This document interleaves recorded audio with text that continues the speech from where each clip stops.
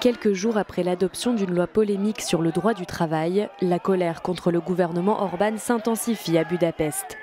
Dimanche, plus de 15 000 personnes sont de nouveau descendues dans les rues de la capitale hongroise à l'appel de l'opposition et des syndicats. Pour la première fois, tous les partis d'opposition défilaient sous la même banderole, des Verts jusqu'à l'extrême droite.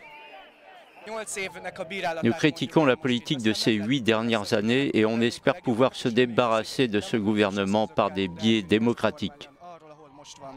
Le texte qui a mis le feu aux poudres autorise les employeurs du pays à imposer jusqu'à 400 heures supplémentaires à leurs salariés.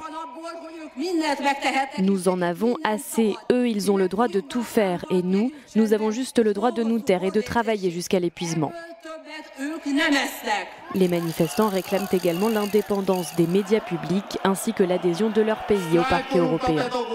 Nous allons faire grève aux côtés des professeurs, des ouvriers du métal, des commerçants et de tous ceux qui sont contraints à faire des heures supplémentaires sans être payés.